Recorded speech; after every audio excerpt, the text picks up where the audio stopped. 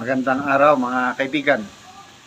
Bigyan ko kayo ng update ngayon tungkol sa event sa Hong Kong na kung saan nandun ang dating Pangulong Rodrigo Roa Duterte, nandun din ang ating VP Sara at iba pang kandidato ng PDP laban. Nag-uumapaw daw sa sobrang dami ng OFWs na gustong masaksihan si PRRD at ni VP Sara at iba pang kandidato. So ang iba nakapasok na sa loob ng venue, ang iba nasa labas pa. Ito, may report na natanggap ni Joey De Bibre. Pinost niya 1 hour ago. Sabi niya, may bumabraso sa event sa Hong Kong. Bumabraso, parang ginugulo. Parang yung maisog rallies dito noon na pinipigilan. May mga reports na may mga pulis na pumunta sa venue at pinauwi ang lahat ng mga nakapila dahil nakakadisturbo daw sila. Kahit yung mga may hawak na ticket, sinabihang umuwi. So, yun po ang report na natanggap ni Joey De Bibre. Okay, so binasa ko ang mga comments para malaman natin kung anong feedback ng mga kababayan natin na nandun sa venue. Okay, si Judith Biado.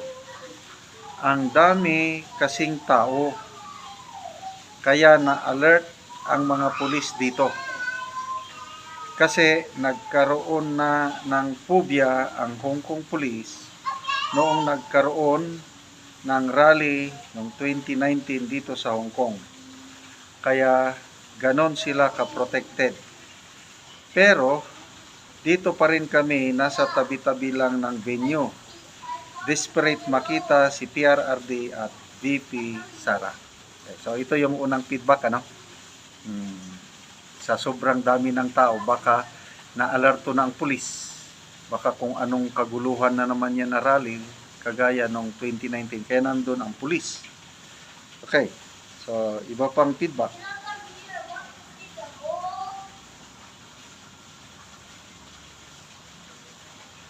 Bing Jane, sabi niya, kaya kami dito lang sa gilid naghihintay kung sino pumunta sa amin at salamat kina Doc Badoy, Doc Mata at Attorney Bondok. Okay, so na-meet na nila itong tatlong personality.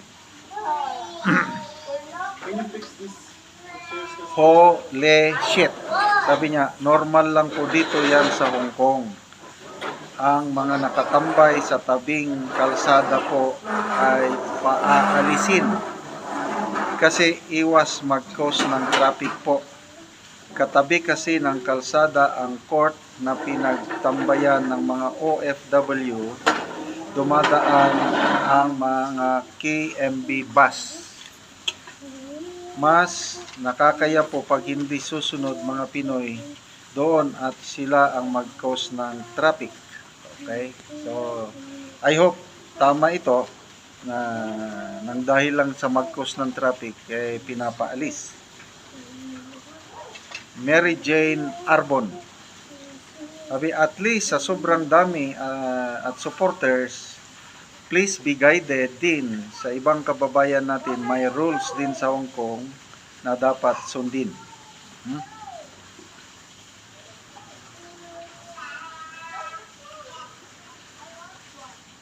Weng Leken. Bawal po talaga kasi nasa tabi ng kalsada ang mga tao dahil di makapasok dahil puno ang stadium. Kaya pinapaalis ang mga tao nakakaistorbo sa mga dumadaan sa hallway at sa entrance ng MTR station.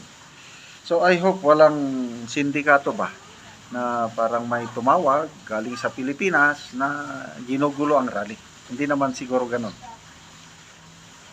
Doreen Handusay. Yan ang totoong suporta, hindi yung edited. Sana maintindihan ng mga kababayan natin dyan, kailangan nyo sumunod sa mga rules. Yes, talagang organic ang mga supporters ng Duterte. Yung mag-a-attend sila dahil pagmamahal, gusto nilang makita si VP Sara, PRRD at mga kandidato ng PDP. Walang ayuda dyan ha. Walang mga artista, mga partida sa team sinusuka para lang magkaroon sila ng audience. Kailangan nila ng mga artista, kailangan nila ng ayuda, kailangan nila ng job fair, kung ano-ano pang pakulo para may mag-attend.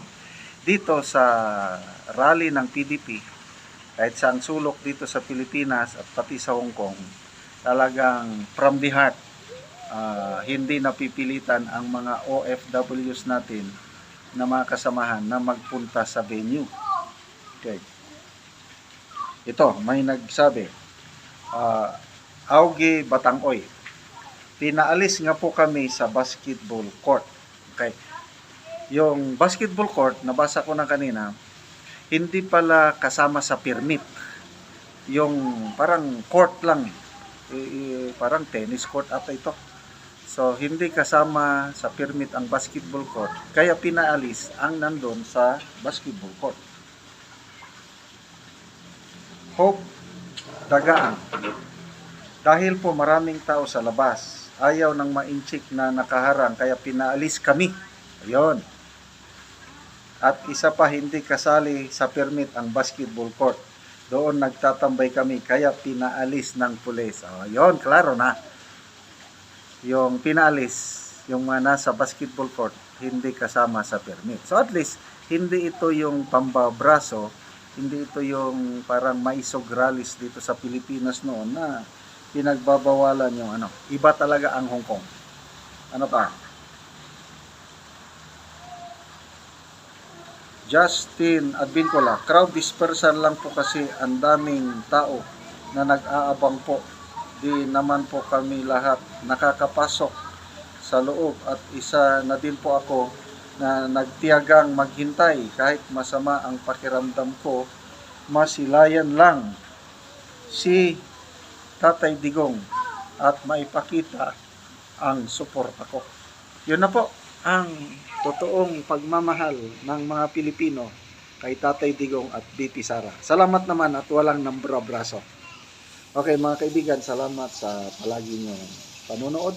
At nakakatulong po kayo ng malaki sa Tribong Talaandig dahil ang sweldo sa channel na ito, tinutulong natin sa Talaandig na tribo. Namimigay tayo ng yero at pako para ma-repair ang sira-sirang bahay ng Talaandig. Panoorin nyo ang video na ito. Muna po ni ang balay din sa Sitio Garden sakop sa may Tikalaan, Bukidnon. So muna ni ang ilang balay ug akong bisitahon si ante. Ayo ante. Maayong hapon ante. Mo sa among balay nga buslot na. Ay yung balay ante nga bulsot na. Oy, grabe naman ante, daghan naman kayong bulsot sa imong balay. Pusok ang ulan wa nay kuan ani mala. Wala na uga. Oo, wala nay uga. Oo, so kung kanang muulan na tanan na gyud tulo ante. Tanan na. Tungod kay mura naman ante og mga bituon. Oo lagi. Oh, so kabalita ko ante sa imong silingan nga ana sila nga luoy daw lagi mo kung mag-ulan kay inyong hero bulsot na gyud kaayo. So karon tinuod gyud ang ilang ginasulti kay makita naman gyud ante nga bulsot na gyud ante ang inyong balay. Mura nag mga bituon. Oo, kung mag-ulan ante, asa raman mo ani ante magkuan? Di gyapon mi sa kuan balag basa. Bahalag basa diri nagyapon mo matulog. Oo. O mo na ni ang kahimtang ilang anti gaantos ra daw sila. O sa among tribo lisod gyud mi kaayo. Ay ang among kahimtang intawon. Salamat gyud kaayo sa nagatan-aw sa video sa ilang pagtabang nga sama ilang anti. Ang ilang balay nga makita. Oo. Karon ante nga nakita naman gyud ang inyong balay nga parean ante mga bulsot naman gyud. So kuan ante, manguha na mo ante og kahoy kay naa na mi stock nga sin, lansang, pako, plinsen sa ihatag sa inyo, ante. Salamat kayo kay Oo. kuan na ay hinabang di nga makaabot sa amo. Oo, ante, mag-ready na mo kahoy. Salamat gud kaayo. Oo. Unsa man ante mong kasulteng, matagaan na ka. Salamat kayo sa nagatanaw sa among balay og sa tanaw sa video sa gyud sa Ginoo. Oo, nga matabangan mo sa panalangin. Matabangan mi sa panalangin. Oo, sige ante, salamat. Salamat kayo. Oo, salamat ante. Mo na ni ang gawas nga bahin sa balay ilang ante og dako siyang pasalamat nga matagaan sila og pero